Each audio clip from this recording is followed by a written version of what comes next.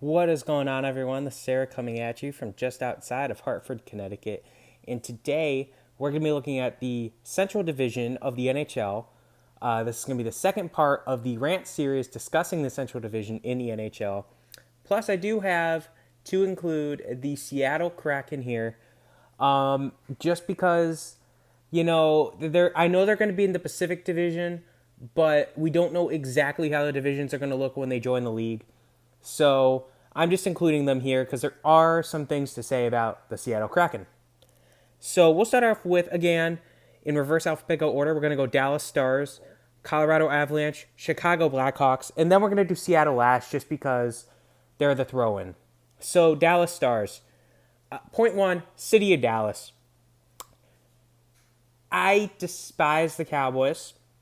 Second most hated team in the NFL for me.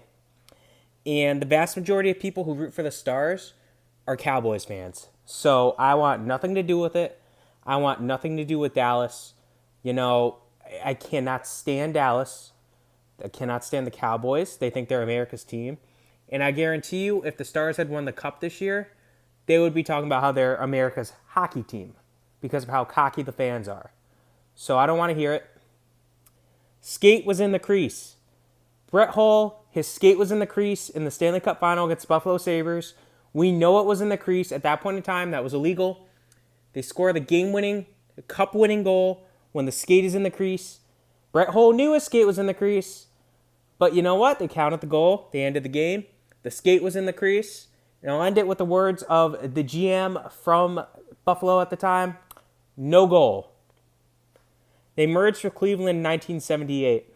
So in order to keep their team afloat, back in the late 1970s, they had to merge with the Cleveland Barons.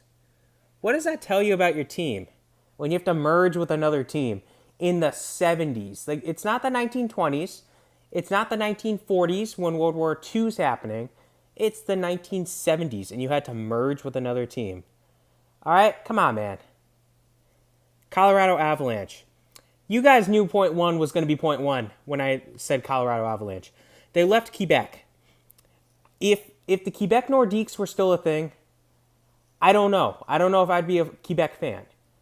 But they left Quebec to join Colorado, to go to Colorado.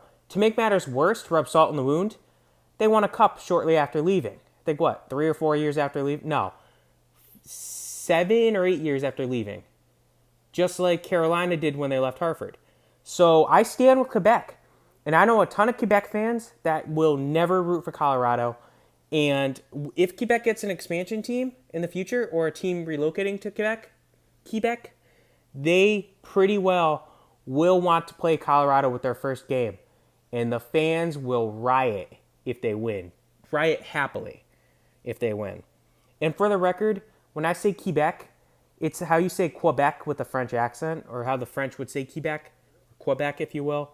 I am aware that it might sound odd to our American viewers, like myself. When I first heard Quebec, I'm like, what do you mean? Patrick Waugh. We all know that infamous moment where he thought he made the save and he drops the puck. That was pretty funny. That happened while he was in Colorado. And remember, Montreal is one of my teams. I'm a Flyers fan through and through until the Whalers come back, fingers crossed. So Patrick Waugh demanding a trade and basically getting traded for nothing to Colorado. Just kind of insulting after the fact. Chicago Blackhawks. 4 points for them. 2010 Stanley Cup Final. The one time I remember seeing the Flyers in the Cup. Because, they made it in 97. But I was never going to remember that. I was months old, okay? But they made it to the Stanley Cup, and there was hope. They were an underdog. They were the 7th seed. They slayed the 2 seed Boston, coming back from the 3-0 series deficit.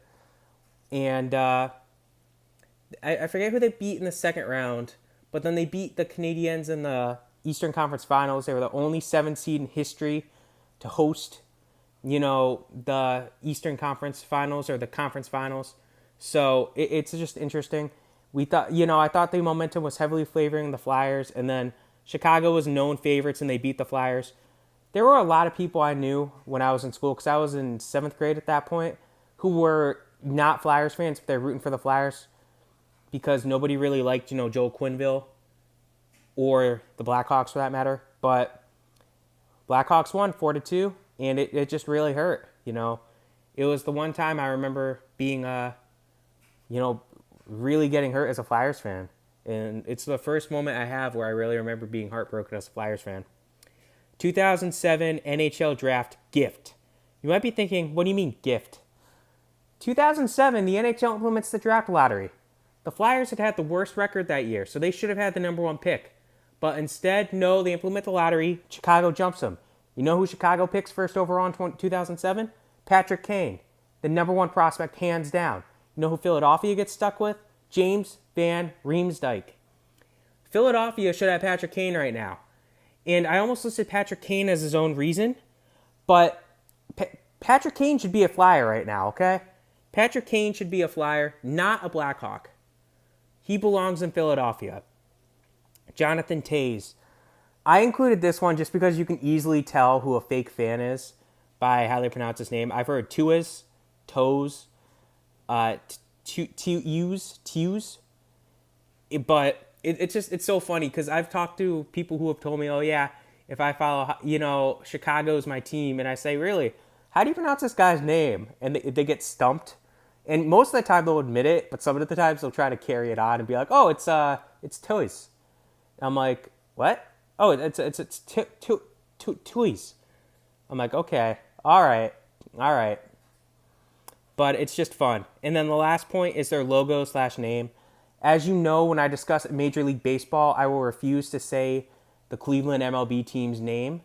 It's getting to the point for the Blackhawks as well, because I'm just sick of it. If, Redskins isn't allowed, why is Blackhawks allowed? But I'm the logo to me is more offensive. And, Cleveland changed their logo. Washington changed their logo. Why hasn't Chicago changed their logo? It's because it's Chicago and everyone loves Chicago. So that's just my one thing I gotta say. That's my one thing I gotta say about Chicago.